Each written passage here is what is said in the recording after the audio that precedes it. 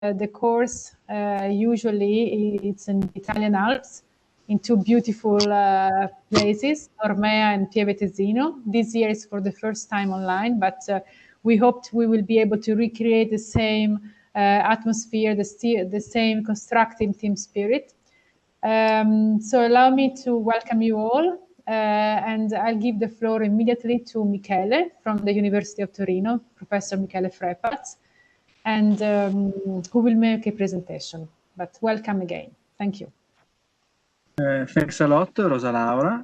Thanks a lot. I'm just going to share my slides. I hope it works. Should be fine, I hope so. And so, yeah, as I'm Michele Frepaz, I'm a professor at the University of Torino in Northwest Italy. I'm professor in snow science and soil science, and I'm the scientific director of this school in cooperation with University of Tuscia, and of course under the umbrella of the FAO Mountain Partnership. This is the first edition of this summer school. As Rosa Laura already said, it's the first time that we organize this school online. It's a great challenge. I hope everything will work. We will use this platform, WebEx, for the lectures, and of course also the Moodle platform in order to put all the didactic material available online. So if someone just missed something, it's possible to find all the material on the Moodle platform. Why this very nice summer school? Essentially was thanks to the FAO Mountain Partnership that in 2006 launched this program in order to fill a gap. Mountain Partnership realized that there was a lack of mountain-related capacity development programs, and so they decided to fill this gap, organizing a very intense, very successful summer school. The idea was to organize full immersion on topics concerning the sustainable mountain development for technicians, planners, decision makers from mountain regions from all the world. And the activities are just a wide spectrum of activities in the fields of natural science, forestry, socioeconomics, so a very wide range of topics for the summer school. In 2007, thanks to an agreement between the Mountain Partnership and the University of Torino, I belong to the University of Torino, was signed a memorandum of understanding, and so the dream came true. And the idea was to host the school in the mountains, in small villages in the Alps, in the Italian Alps. So the idea is just to not to organize it in a very large town like Rome, Turin. No, just to organize the school in small villages, just to feel the real, what is the real feeling of living in mountains. So to face the problems, the solutions, and people living in mountains. And the structure was 2 weeks of intensive course with individual and working groups, coordinated by a chairman, so it was a standard organization. And so in 2008, the first edition, then 12 years of different topics. You can see here all the different topics which have been covered during the past 12 years. And now we are in the 13th edition, an online edition. So of course it's something different, but I think it will be successful in any case. And just here a list of the beneficiaries, all the participants in the last years. As you can see, the different countries which have been represented. Every time I'm quite impressed of the participants from most of the mountain regions in the world. And then concerning the instructors, the teachers, the professors, they are close to 100 of different instructors from 16 countries, which is another very good results of these schools, connecting participants, connecting teachers, connecting everyone. And another very good result of this experience is that more than 80% of the participants are still in contact with the other participants, a sort of very, very big, ever-expanding virtual network of alumni. It's a sort of very, very large and big, big family, and is growing this family thanks to you for this 2020 edition, but of course also thanks to other colleagues. For example, in 2017, the University of Tuscia joined the consortium, and here I have a pleasure to give the floor to Professor Scarascia Mugnozza, who is explaining the contribution of this very important university in Italy to this program. So I really hope you will enjoy this summer school, and of course we have time in the next days to get in touch, to exchange our opinions about mountain, to discuss, to listen to very nice lectures. So I really hope you will enjoy it, and I give the floor to Professor Scarascia Mugnozza. Thanks a lot for your attention.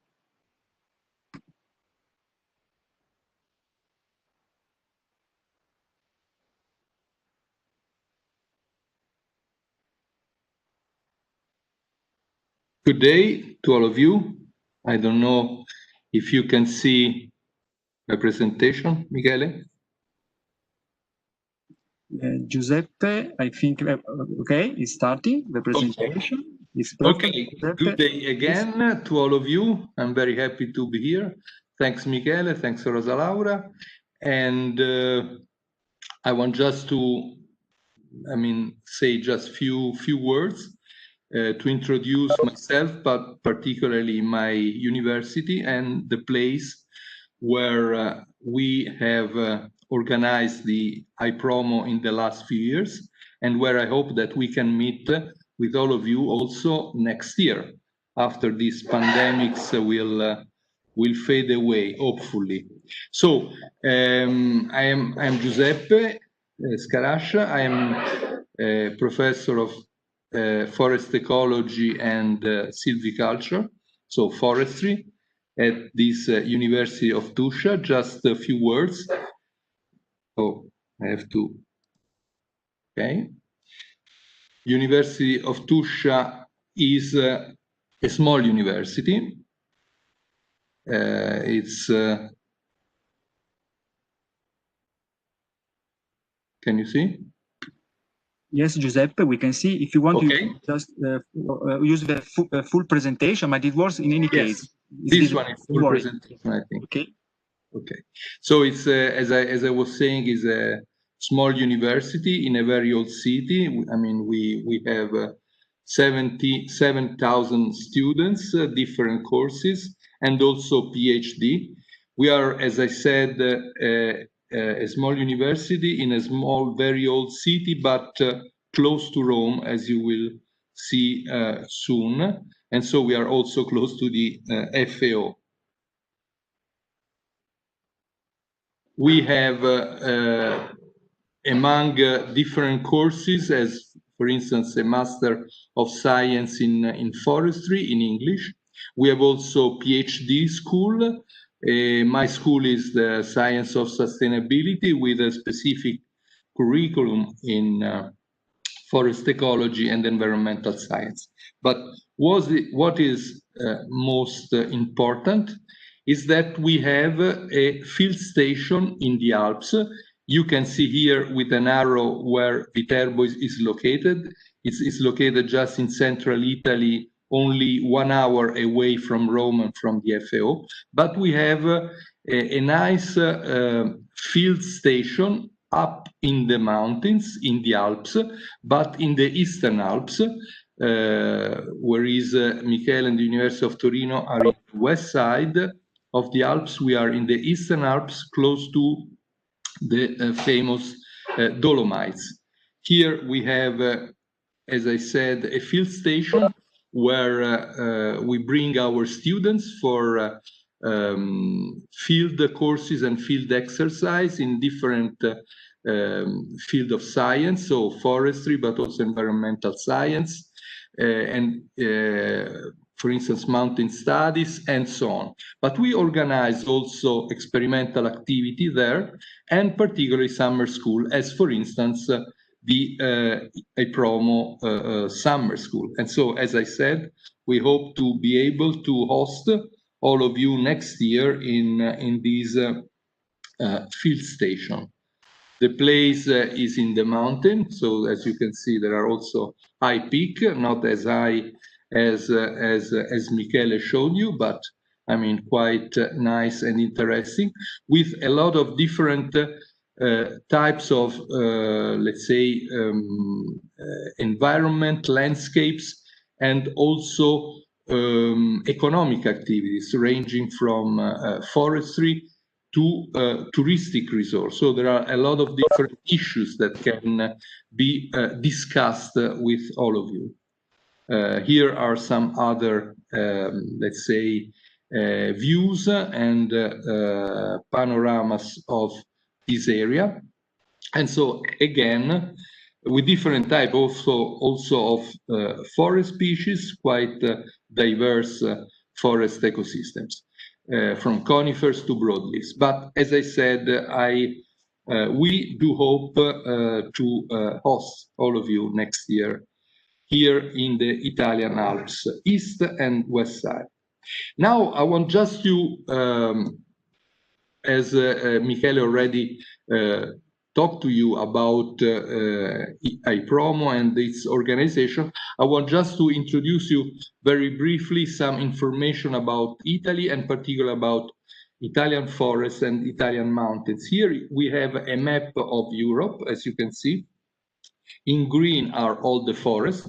So you see that Northern Europe, as probably, I mean, everybody knows, is full and rich of forest, but also Central and particularly Southern Europe, with Italy, Spain, and Balkan Peninsula, with a lot of forests, and also they are expanding, as we will see very shortly. And that's an interesting aspect and dynamic of the forest system. In particular, going more in detail to Italy, here is a map, a physical map of Italy, and I put down all the places that somehow are related to IPROMO. You can see Rome, where FAO is located, Viterbo, where I teach, and where I am right now, not far from Rome. But then in the north, Turin on the west, and Pieve Tesino, where we have this field station, this mountain field station on the east. You can see that most of Italy is brown, so is in kind of mountain areas, hills and mountain areas. And here is the map of the forest. So you can see that basically the forest map coincide with mountains. So forests are mainly in the mountains in Italy and in the hilly region, whereas in the plain there is mainly agriculture and industry. So forest surface in Italy consistently overlaps with mountain areas in Italy, but not only in Italy, also all over Southern Europe. So the main green infrastructure of Italy is mainly located on hilly and mountainside that make up more than 70% of the Italian surface. Just few information about Italian forestry. First of all, I want to underline that forests in Italy, in general in the Mediterranean, but particularly in Italy, are very rich of biodiversity. So Italy and the Mediterranean is an hotspot of biodiversity. And in fact, we range, I mean, in latitude from south to north, more than 10 degrees of latitude. So with different environmental conditions and therefore different species, a lot of different species, plant species and animal species. In general, more than the average in North and Central Europe. And this is why the Mediterranean is an hotspot of biodiversity. In particular, we have about 100 forest tree species in our forest, compared to about 33 species in North and Central Europe. So you can see that we have a wide range of species, a wide range of biodiversity, a wide range also of forest type and forest, let's say, structure and management. one of the reasons of this large biodiversity is the fact that Italy, in the center of the Mediterranean, has represented a glacial refugium during glaciation for many important European species. So these species have survived just in Italy because the ice formation, the glaciers didn't arrive as south as here, but they basically arrive up to the mountains and up to the Alps. So these,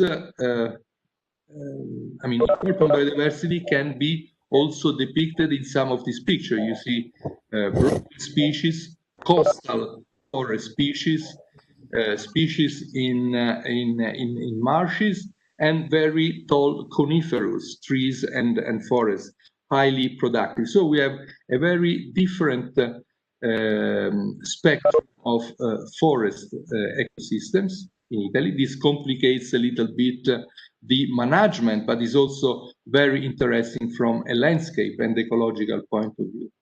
At the same time, just few words about the history. Italy is rich of history, and therefore also our forest activity is rich of history. Just as an example, Venice, you all know the city of Venice, that is also close to our place in the Alps. It's not far from there. The Republic of Venice, for instance, was very much relying on forest resources. Forest resources were important for ships, were important for the foundation of the city, and were important for ecological condition. Here is a map, here is a picture of Venice. I think that all of you have heard of this beautiful city that lays on the sea, on islands, and the houses are built, the houses of Venice are all built on trees that are, let's say, inserted into the soil below the sea surface. And with his ships, it was quite powerful some centuries ago, and his industry, his naval industry, was the most important industry in 300-400 years ago all over Europe. Forests were utilized also to prevent floods, and so to regulate and control the Venetian lagoons. For instance, this is a book that was printed in Venice 300 years ago with information on forestry. Here is a map of forest, a detailed map of forest of the Venetian Republic, because all the forests were heavily controlled by the state because they were so important. And forests are still there, as you can see. Forests that were belonging to the state of Venice are still there and are still important, productive, and useful now also for touristic reasons. So this is just to show you that forestry and landscape has a long tradition and a long history in particularly in Italy. But forests are changing. Forests are, for instance, expanding. Now in Italy we have almost 40% of our territory that is covered by forests. They are expanding almost at 1% every year, especially, of course, in the mountain and hill region. And also their stock volume is increasing, as also their, let's say, the carbon storage in this forest, particularly because you are using a kind of conservative forestry, a so-called close to nature silviculture.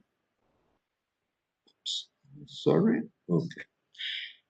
Just to show you how forests are expanding, for instance, we have here some aerial picture of mountain region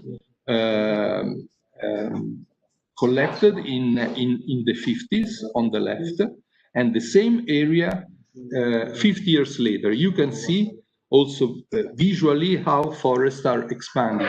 But this is a trend that is not only common to Italy, but common to all southern and central Italy, especially, as I said, in mountain region.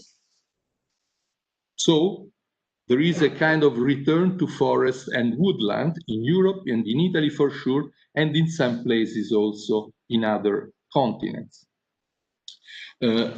Just few information about, for instance, the role of forest ecosystem in Europe for carbon absorption.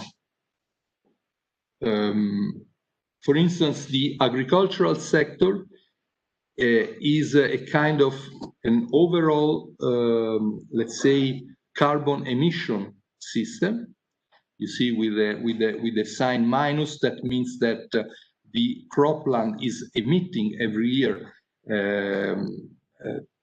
300 teratons of 300 teragrams of carbon, but on the same side, the forests are absorbing most of these, and also they are absorbing, let's say, a good amount also of the emission of the overall European economic activity. In total, the forest system in Europe, of course also in Italy, is a kind of carbon sequestration system, is a kind of carbon sink that approximately accounts for 10 to 20%, so about 15% of all European carbon emission. And this is a kind of important information that shows the important role of forest ecosystem also from this point of view, also for this ecosystem service. And all this information is collected in Italy through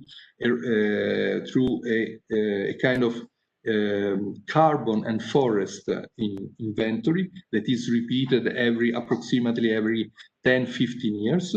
Is a multi-step, is a three-step, three-phase type of inventory, starting from a large satellite picture down to aerial picture and down to measurements on the ground, also for the different carbon pool components, as you can see on the picture on the left.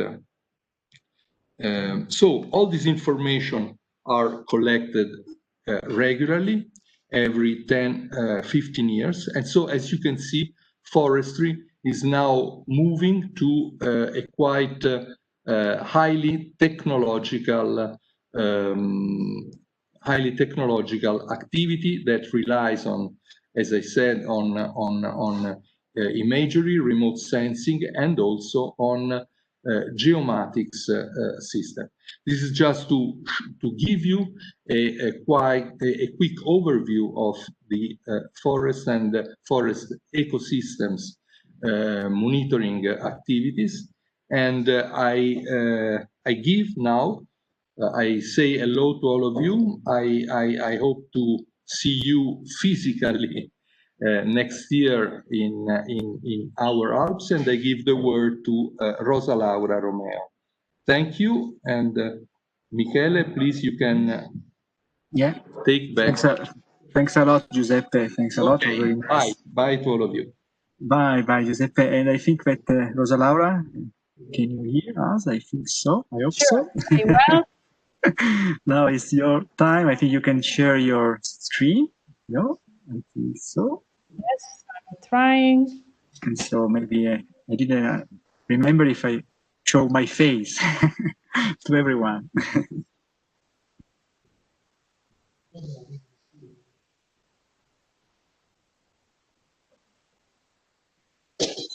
Can you see my screen? Not Oh la la. but maybe you have to just to share screen, search for the. I did that.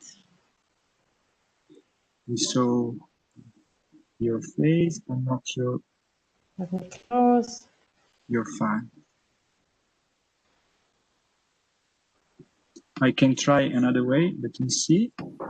No, I try another way. Maybe I share my Let me see. No, it seems working. Now you're seeing my screen, so I stop mine. Yeah. And you have just to make condividi. Sì, ma l'ho fatto, eh? Vediamo se riparte.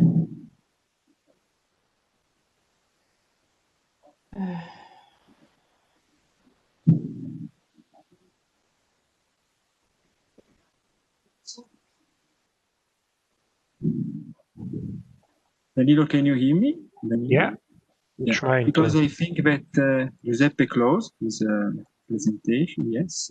Yes, but now she has full power to present. Try again, Rosa Laura. Don't worry. Maybe, No, I'm not worried. Sorry. I'm trying to. Try.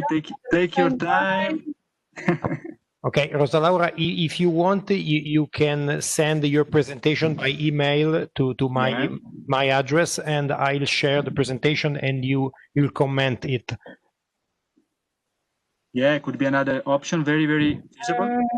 Yes, let me do that. It's an emergency one, but don't worry. Okay. You can just send it, and then we open it, and problem you can comment on the slide. Just a second. Let me see.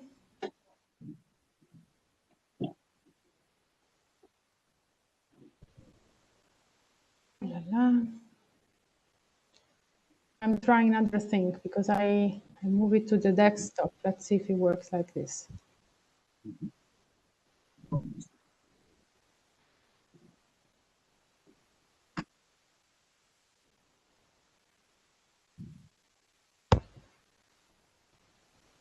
Can you see now?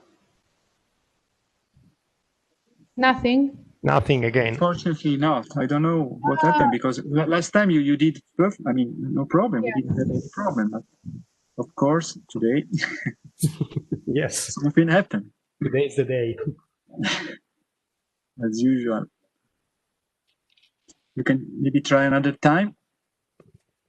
Okay.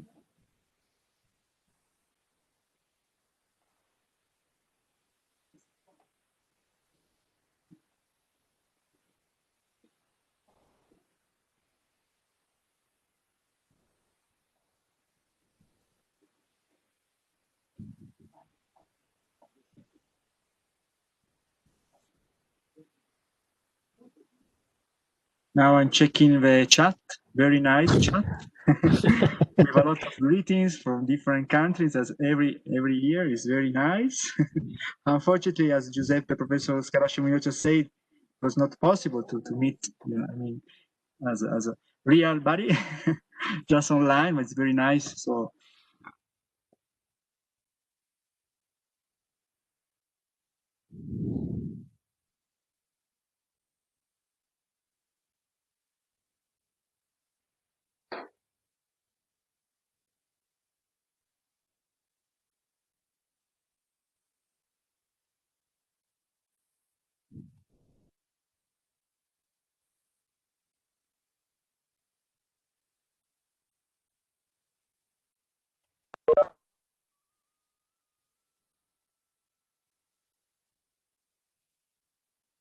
Danilo, okay, Rosa Laura is here. Yeah. He's back. Yeah, I'm trying to share. Okay. Yeah, nice. Okay. Yes. Okay. Yes. Let's go. Great. No. Bene, Rosa Laura. The floor is yours. Okay. Okay, I switch off the audio and then the video, maybe also the video. Sorry, I thought everyone was okay, and then there is always something. And then good. Okay, great. Can you hear me? Is everything fine? Perfecto. Great. Okay, so as you have heard, this is a course that is organized in the context, in the framework of the Mountain Partnership, jointly with 2 universities and other partnership, the National Research Council, where our chair works, Danilo, is also a partner. So why a course on mountain, and why a partnership for mountains? You have been selected because you all work somehow with mountains related subjects, but allow me just to provide a quick recap to bring everyone on the same page. So according to the UNEP, let's say the United Nations officially used methodology, mountains cover 27% of the Earth land surface. So it's an extended area. And about 1,100,000 people live in mountain areas. So you can see that this is an important share of the global world population. So mountains are important and many people are living there. But they're also important because they provide a lot of goods and services to the people living downstream. According to different areas and the different periods of the year, on average, mountains provide between 60 and 80% of the fresh water that's used on the earth by all of us, for agriculture, for drinking, for industrial purposes, etc. So I would say that this is the most important contribution that mountains provide, fresh water to all of us. As we have heard from Giuseppe, mountains are also covered by forest. On average, about 40% of mountains are covered by forest. And they host a lot of biodiversity. They host important biodiversity. Agrobiodiversity and non-agrobiodiversity, which is an important reservoir for the world. Mountains are very beautiful, and they are also place for recreation, spirituality, etc. So they are an important place for tourism. Of course, in those periods when tourism is allowed, and so they host on average between 15 and 20% of global tourism, and this is on the rise. Increasing tourists are looking at mountains as a place as a destination. But we also have to highlight that mountain people are very, very severely hit by poverty, hunger, and malnutrition. We know that mountains are severely depopulating in many areas in the world, and this is a very serious fact. I see a question from Kika. I say hi to her, and I'll tell you that all the presentations are being recorded, and all of them will be available online. Some of the participants that have been selected to take part in this course are not able to follow because they are living in time zones where it's too late at night now. So all these lessons are being recorded, and they will be available for you to be seen again, to be shared, etc. I'll tell you more later on, but yes, all these are recorded. So mountains, this is just to give you an idea of how mountains are included in the United Nations processes. Mountains started being considered in the United Nations processes in 1992 during the very important Rio Earth Summit. This was the very first time that in a global way policymakers, etc., met to discuss the main environmental issues. So the very famous Rio Earth Summit back in 1992, and for the very first time, mountains had a chapter that was looking at their problems, their challenges, and the role they play. So this was the very first time, and this is considered a very important milestone. 10 years later, in 2002, many things happened at the same time.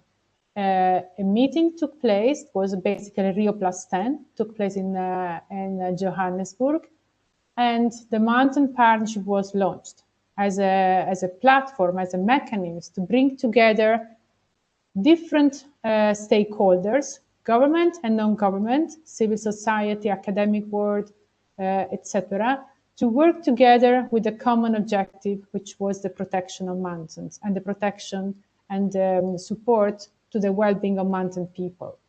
2002 was also the International Year of Mountains, which was a very important moment for promoting attention to mountains.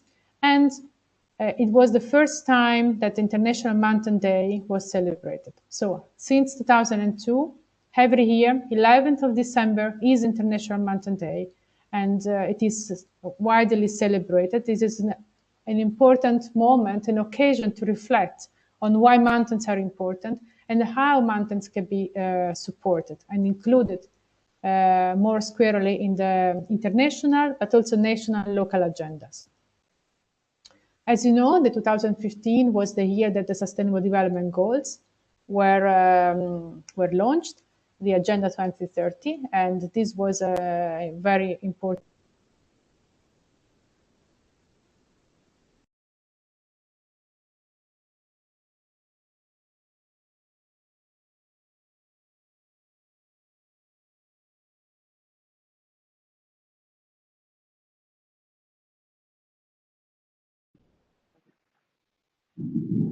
Rosa Laura,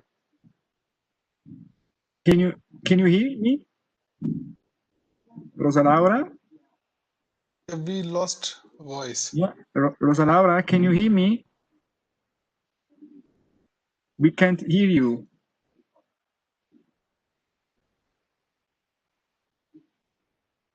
We missed the last two sentences only, but now.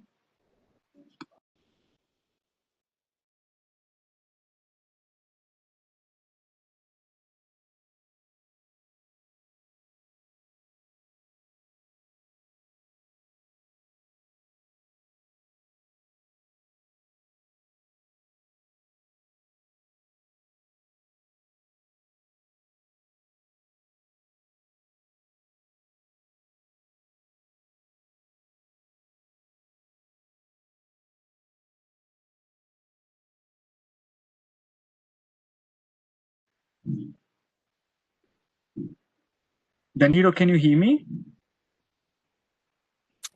Yes. Yes, only. I sent an SMS to Rosa Laura, but I also use the chat. We missed but with my phone. I'm trying to call her directly. Yeah. Because we can use the phone. No, she can phone to you and. I try to call her now. Yeah. Call her and say her to speak in the phone. You can use it. Okay, Kiro?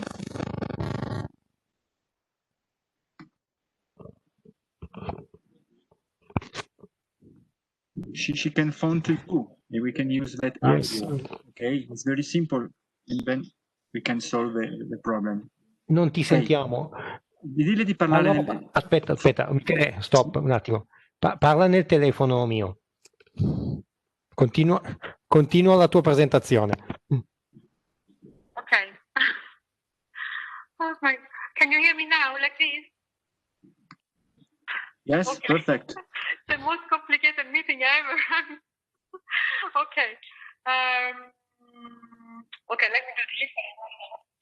Okay, does it work like this? Okay.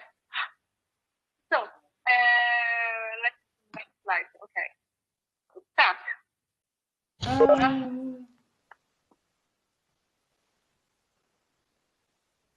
Okay. So, why mountains are under pressure?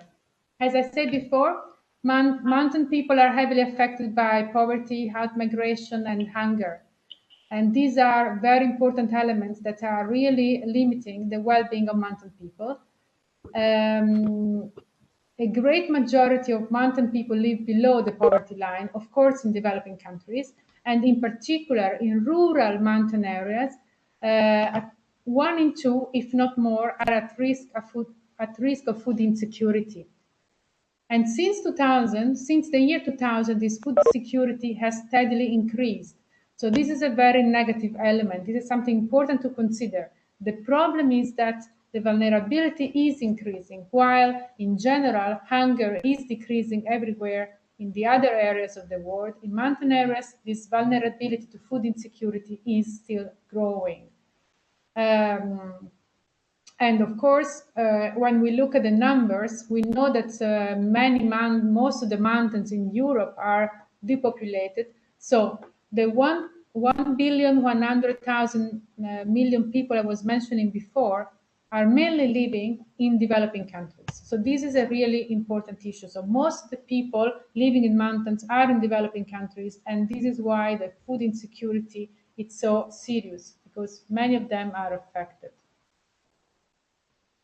So what are the main pillars of sustainable mountain development? So which are the activities that us as mountain partnership and in general institutions and partners working for mountain development are doing? So we are all trying to promote the capacity of institutions to promote sustainable mountain development. So at the institutional level, it's important to build capacity. It's important to empower the mountain communities, because very often communities are not well structured and not well connected, and the local governments are not adequately supporting, because they don't have the relation with the central government. So many times we see that these mountain communities and the local authorities are not really in contact and empowered by the central government to promote action at local level.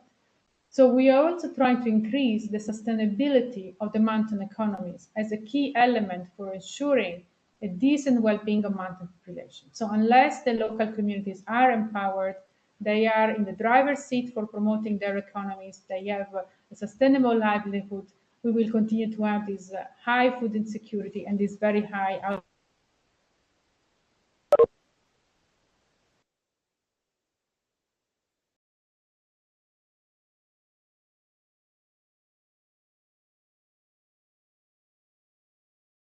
Rosa Laura, we can hear you again.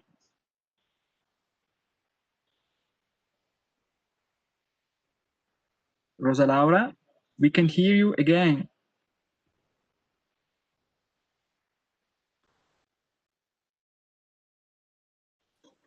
Danilo, can you hear? Trying to call her again. Yeah, I don't know what happened. She's in Rome. Yeah.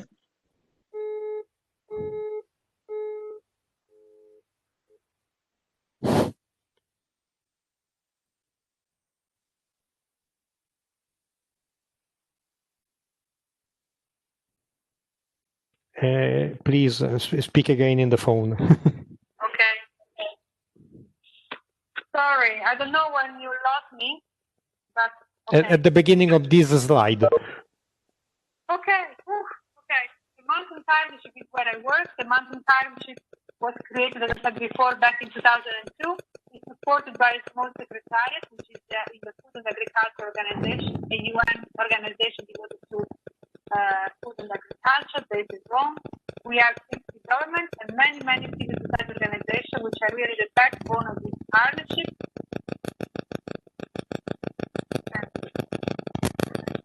Okay.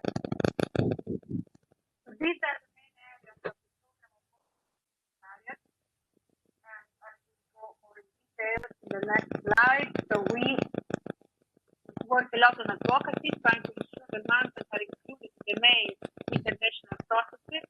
We are supporting countries to include mountains in their reporting to the United Nations for the Agenda 2030. We ensure that national policies are looking at mountains, and we promote every 3 years. A report on mountain development.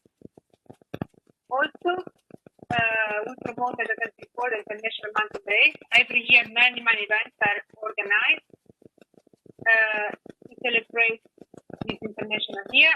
Sorry, everything is collapsing here, including the PowerPoint. So, as I said before, the framework for action was adopted by all the mountain partnership members, and this is a great tool, a great platform to ensure the mountains are included in the Agenda 2030, which is an instrument to ensure that development will reach all parts of the country, not only the most developed. We work a lot as a partnership on communication and knowledge sharing. So we conduct studies, we have a very active website, we are very active also on media outreach, etc. We have produced several publications, and we are still producing more as a way to ensure the knowledge of our mountains is shared. We are responsible for the Mountain Green Cover Index, which is the index for monitoring progress on the mountain target in the Sustainable Development Goals, SDG 15.4, is particularly looking at the mountain cover as a proxy to ensure that mountains are doing well. In the sense that this is an indicator to monitor progress on mountain development, and it's done through the mountain cover. The baseline was built back in 2017, and currently the progress are being monitored using the CCCI land cover data. And we offer courses on this. We have recently provided a course to the Mountain Committee of Argentina. So I think about 30 people were trained on this methodology that is now allowing them to better understand and study their mountain area. Okay, capacity development is what we're doing today. And as you know, I said before, IPROMO exists in 2008. We have conducted 12 courses, this is the number 13. And we have trained about 35 people per year, so you can make a calculation. We have also another summer course, which is called GROW, and is on agrobiodiversity. We provide training on the Mountain Green Cover Index. And we also have a portal in our website that allows people that are interested in learning, in studying more, to access information about available courses on sustainable mountain development. So what we do, we promote collaboration among our members in particular, and we also maintain a number of databases. Here I'm mentioning the one on indigenous people, because as you know, in most mountain areas around the world, there are ethnic minorities and indigenous groups, and they are really very, very interesting in terms of cultural diversity and the experience and the knowledge they possess. And we also have a database that helps our partners identify possible funding sources. We work on resource mobilization, and we support our partners when they want to apply for resources, when they want to participate in a call. So we provide support to that. We have an important initiative that I would like to share with you, because I think it would be very relevant also when we talk about adaptation to climate change. It's about mountain products. As you know, in many mountain areas, the agriculture is not producing huge quantities, but is producing high quality products. And this can really be an asset, a value for the mountain population. So we are working with a number of partners. I am sure many of you know Slow Food, that was born in Italy, and other partners to promote attention to mountain products through a process that allows consumers to recognize these mountain products in the market. The main problem for mountain products and mountain producers is often that there aren't enough there is not enough quantity to reach the market. So often they are, the high quality products are confused with products that are from much more industrial agriculture. So we are working with these producers to ensure that they can use a specific label that tells the story of the product and can reach the market and receive a more decent price. The criteria to receive the special label are, of course, the altitude. The product should come from mountain areas, should be produced in a family level or a cooperative. And the most important part is that the production should be ethical, fair, and organic, which is the basis of the Raniket Declaration. Raniket is a nice place in India where this declaration was produced at the end of a very intense war. So these are the partners, as you can see, and the process is based on the participatory guarantee system, which is a very innovative labeling scheme, which is not expensive. It's based on the collaboration, and this is something that even small producers can afford, because as you know, the main problem with certification is the cost. So the PTS allow even small communities to use this tool because it's not expensive. This is an example of a narrative label that tells the story of the Mali black lentil that is produced in metal.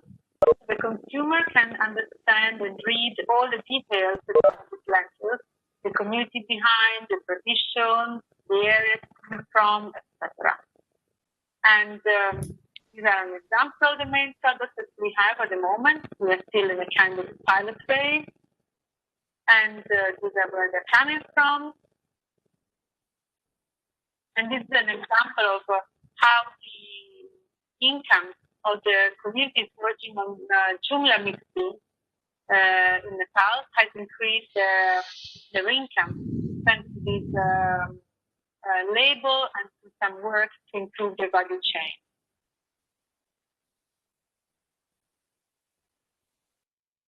Sorry, back now? Okay. Oops. Sorry.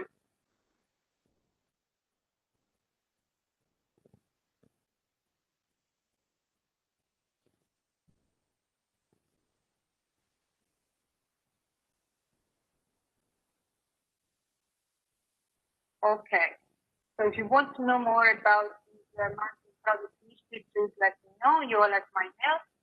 So just a quick recap about the promo courses. I think Michele also had a slide. So here are the themes that have been covered during the last 12 courses. As you can see, it was quite diverse. And just basic information about each course. As you know, this is a joint effort from the Mountain Partnership Secretariat AKO, the University of Turin, the University of Tuscia, and we also have the support from the National Research Council. Our chair, Danilo, is coming from there. It will be, this course is organized on 2 weeks, so 5 days for each week. Usually when it's present, we also work during the weekends. So, but this time we thought it was too tough, so the weekends are free. As you have seen from the program, the instructors are coming from different backgrounds. And I think this is one of the strengths of this course, because you have a UN officer, you will have colleagues from the World Meteorological Organization, Body Canisi, that will open the course with the first lesson in half an hour, basically. Then we have university professors, policy experts, etc. And there is this provided good balance. The criteria for the selection of participants is something we also open up. Usually when for normal courses we have about 400 applications or more. We have about half of this course.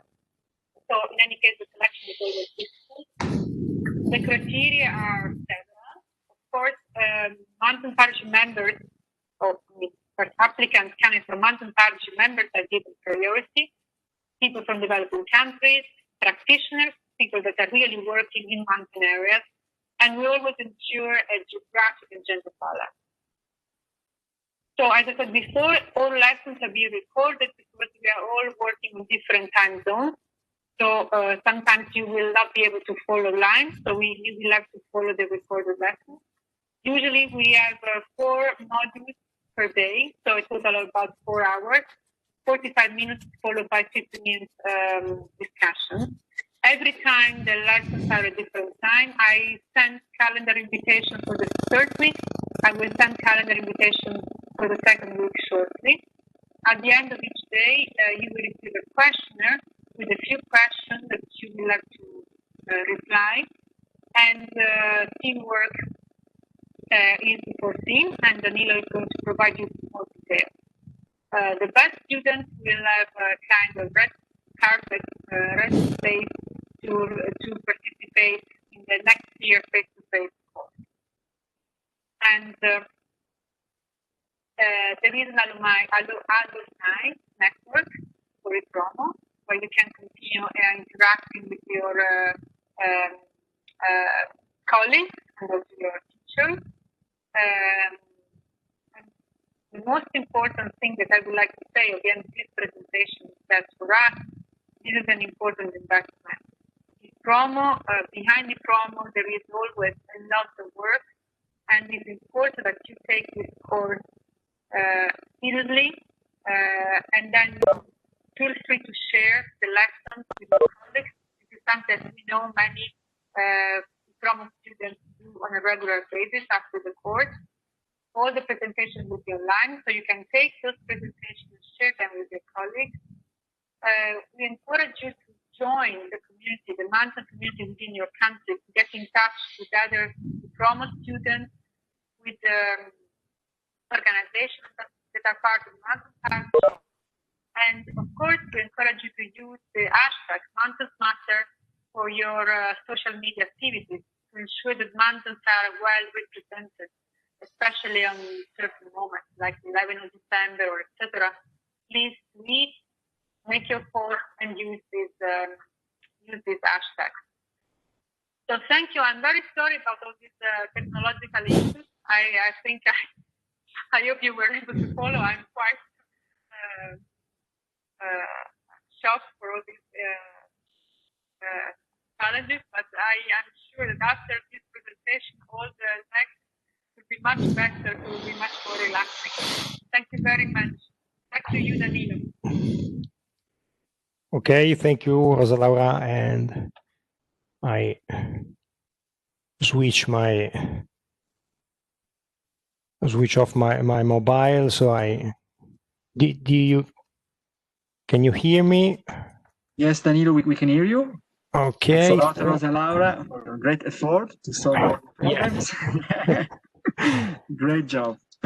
And I think it's my time to share the presentation. Yes, is your time, Danilo, please? No? Yes, okay. So luckily for you, I have no webcam on this computer, so you will miss my face, but no problem. If you really want, you can see it on my personal presentation. I'll speak about them later. Now I'm showing the presentation at full screen, hopefully. Okay. Welcome everybody to this summer school, this IPROMO 2020, and I will give you some details concerning the logistics and the let's say something more detailed concerning the course. And I am Danilo Godone. As Rosa Laura said, I am a researcher here in the National Research Council, and okay, if you need more details, you can see my personal presentation. It's as a tradition, the chairman shares his personal presentations with the rest of the student, as he's one of them. So let's go in details of the agenda. We are now in the very first part in the opening ceremony, and it's the last non-lecture presentation. Then we will follow the first lecture of the first and the last lecture of the day. That will be by Rodi Canito from the World Meteorological Organization.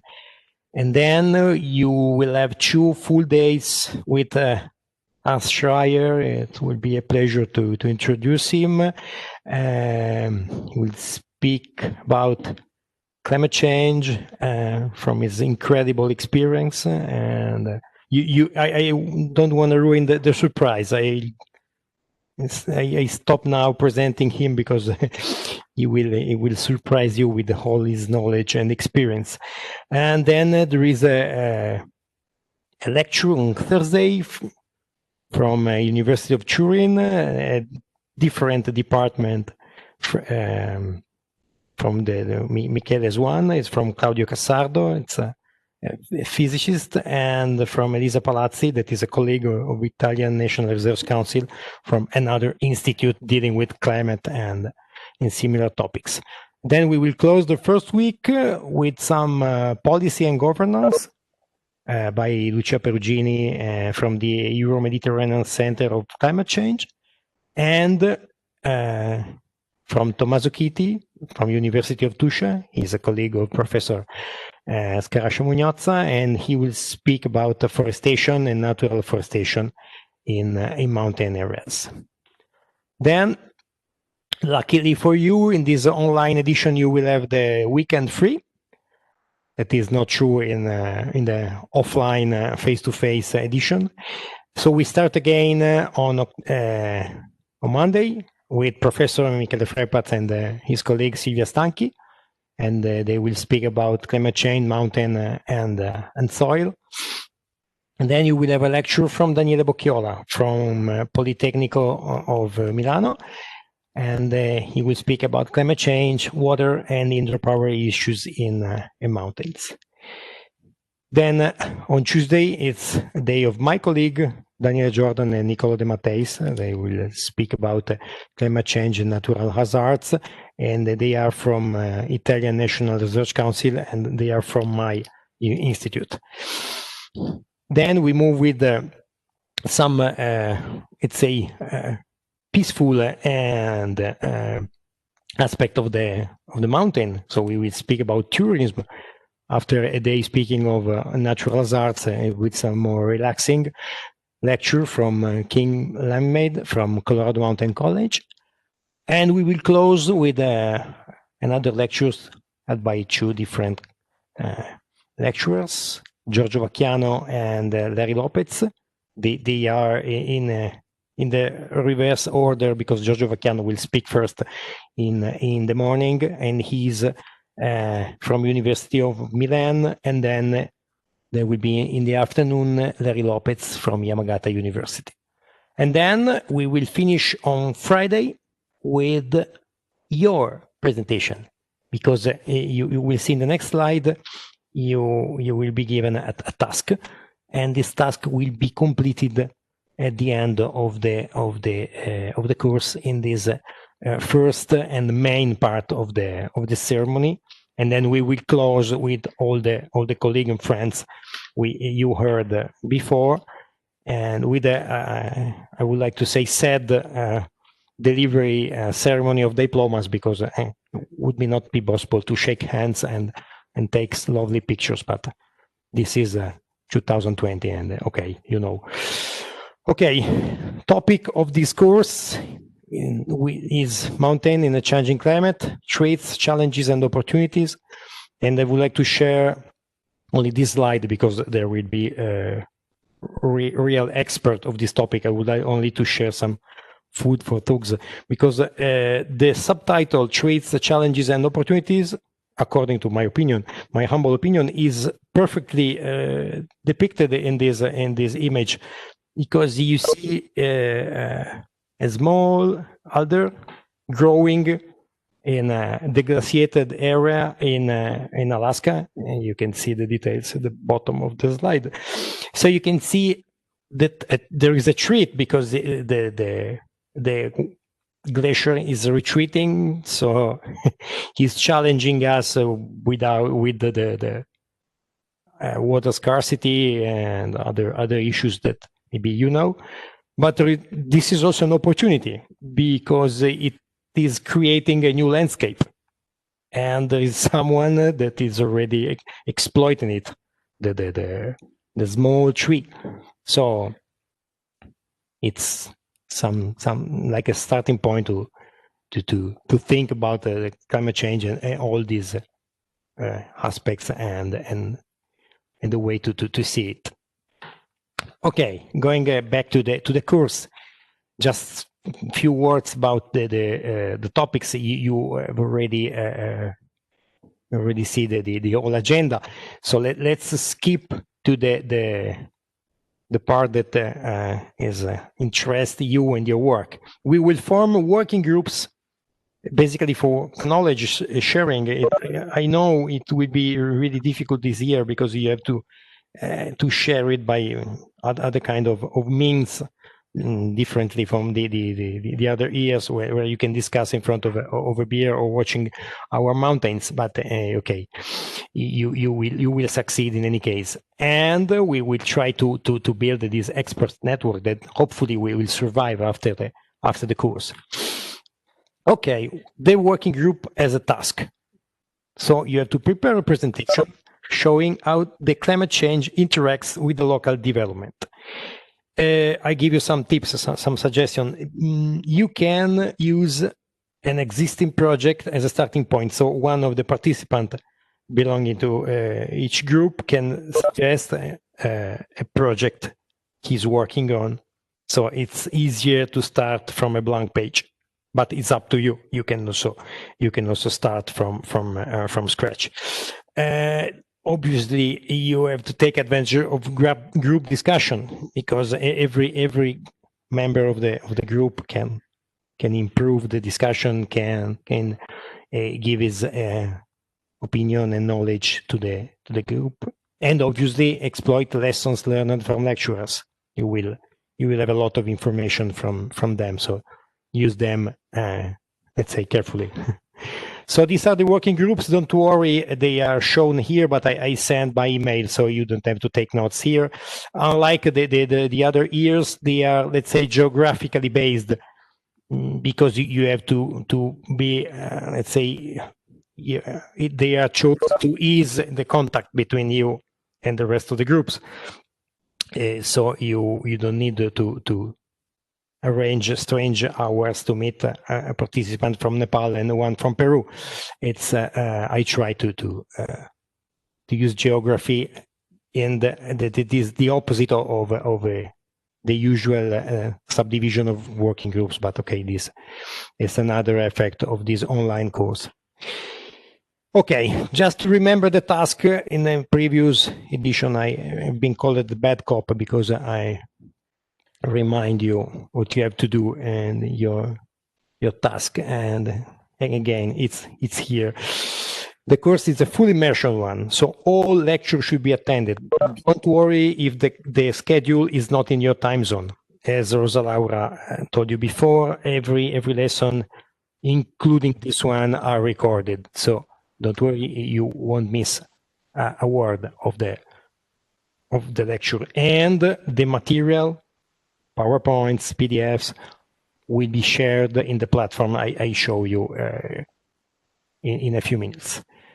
We will verify the attendance by the online test. I will show you where you will find the test. They will be they become visible at the end of the lecture, and they will be visible and editable for 24 hours. At the end of the course, you are requested to reach this 80% of successful answer. And moreover, it is mandatory to submit the personal presentation. Now, I checked it before the opening ceremony, sorry, and I had only 20 presentation, and I checking that now there are at least 35, 36 participants linked to this WebEx. So please submit your personal presentation. All the working groups, as I told you, should arrange autonomously meetings in order to fulfill the assigned task. So you are free to meet whenever you want. You can meet and discuss, or you can meet and assign the work to every member. It's up to you. The important thing is that you, at the end of the course, each working group will present its work at the closing ceremony. So again, it's up to you. Some in other edition, some groups presented by a representative elected in the group. Other group presented in turn. Every member present a fraction of the presentation. You have to organize autonomously. There is no requirement for this presentation. Okay, some info. The lecture room will be, I repeat, will be for the whole course, the first one, the lecture room. Just in case, as you can see, everything goes perfect, but we are ready to face some problems. So we have a backup room that will be used in case of malfunction of the first one. You will be advised. So don't go in the backup room if you did not receive any call from this room. The e-learning platform is the third point of this bullet point. And there you will find all the material, the quiz, and the link to the lectures when the recording is finished and the file is ready. So don't look for the link 1 second after the closing of the lecture, because the software is needs some time to prepare the file. Just in case, the lecture's link will also be shared by mail. So just to be sure that everybody has the access to the lecture. Lectures will be subdivided in slots of 1 hour each, and the structure is 45 minutes of lecture and 15 minutes of question and answer.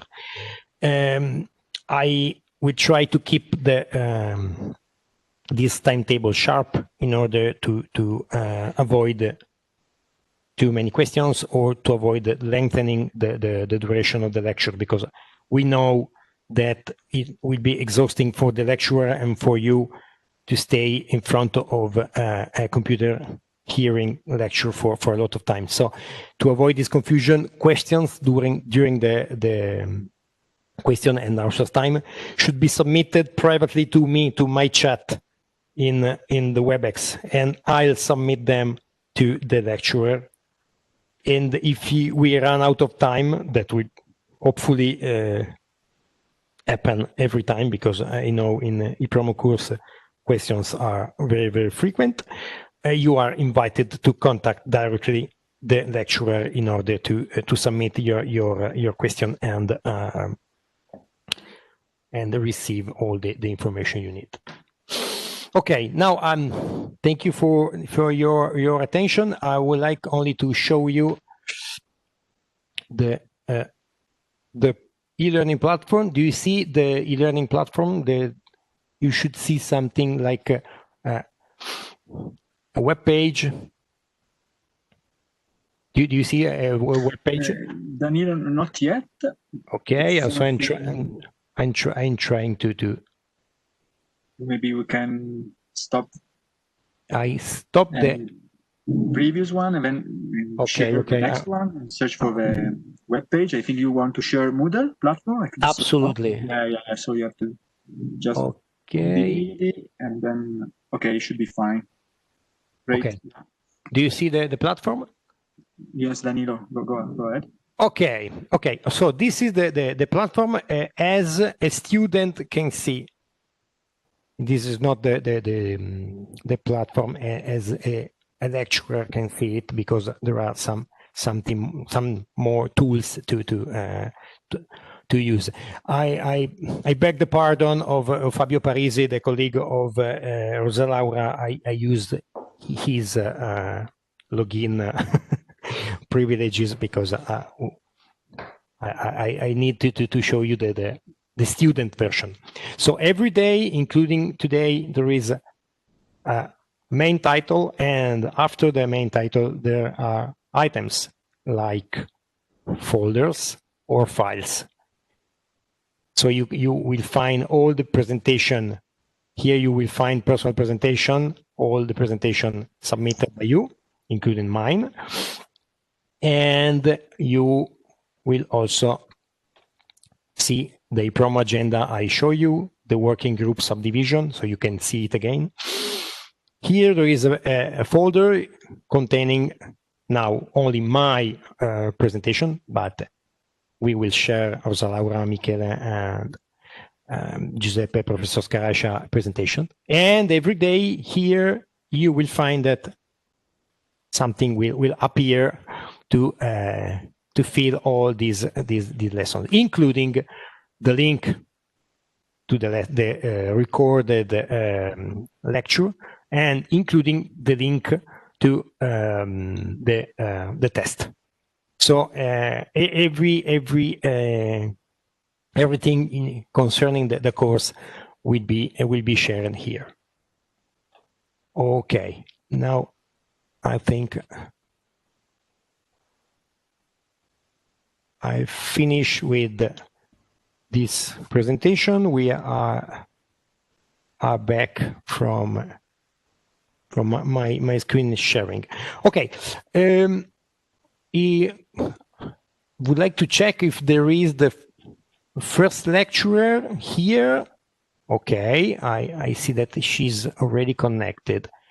And I would like to ask to Rodi Canitu if is she ready to start with her presentation now, or if she want to wait for the correct time, because we are finishing now the introduction, and so if you want, I can give you the word and you can start the presentation.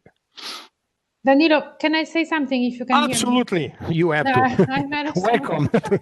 Yeah, perhaps just if there is any questions from the participants, if there is anything that needs to be clarified, we can have a couple of minutes on that, right? If you agree. Yes, we have 5-10 minutes for questions, because Rodica should start at 4 p.m. set. So we have 5-10 minutes for questions, of course. Yes. If in case there are, right? In case we haven't been clear enough. Yeah, or maybe by chat, or maybe, and then Rodica could just start preparing, for example, share the screen or something like that. But of course, we if there are any questions, it would be nice to.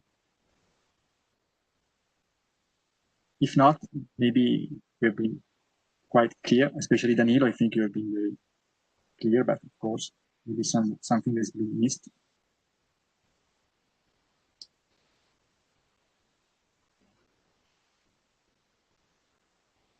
There is, I think, a question on chat. Danilo, did you see? Sorry. Danilo is, I did not understand where on the e-learning platform we need to upload the personal presentation, or if we should send on email.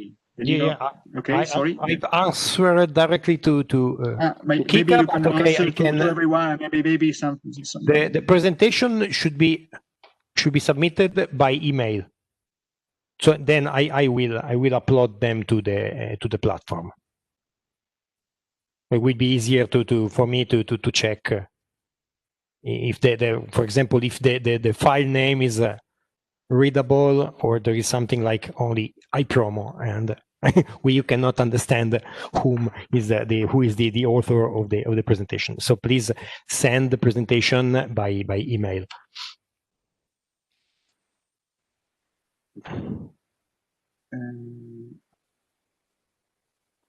I guess there is a question that is growing in the chat. Okay, just we wait. Okay. Danilo, can you see? Oh, Mama. Oh, now. Okay, I answered first of all the group presentation. We have to evaluate, but usually it's 15 minutes. Like usually a presentation lasts, and then there will be, if we have time, but this edition we have a lot of time, I guess, because we don't have issues concerning the bus or someone that has to catch a plane.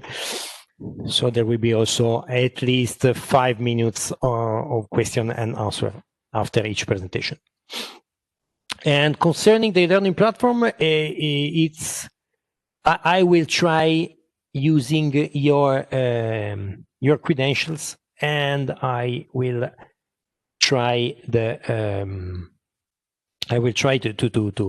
find out if there is some issue concerning your credential, and I let you know privately. Okay, I can see the presentation, just yours. Okay, there is no need of other. I'm sorry, I'm joking. Yeah. I can answer. I think, for example, my presentation will be on Moodle, I think, in 5-10 minutes. Sorry for that, but it's ready. I think also Laura one, can send to you, Danilo, and then you can put on Moodle, in a very short time. Yes. Sure, absolutely. Yes. Don't worry. I give you an advice for the entire course. Don't worry. Everything will appear at the right place and at the right time.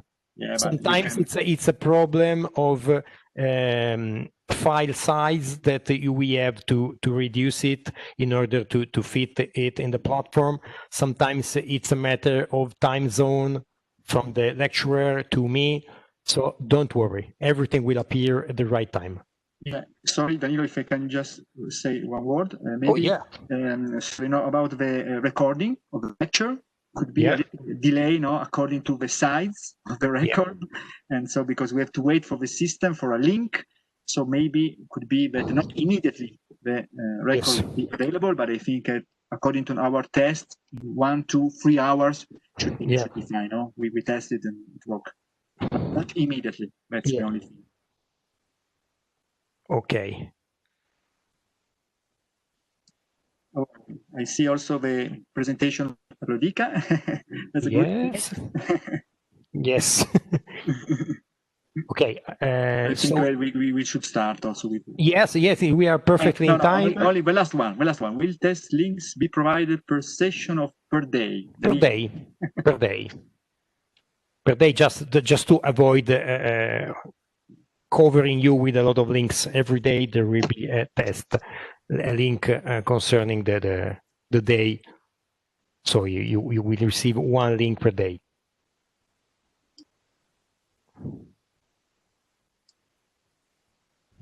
Okay. So I think most of the questions have been answered. Do you think? I think so. By email, or we will look for it? Danilo, last question. I send you a lot of gentle reminder. Don't worry.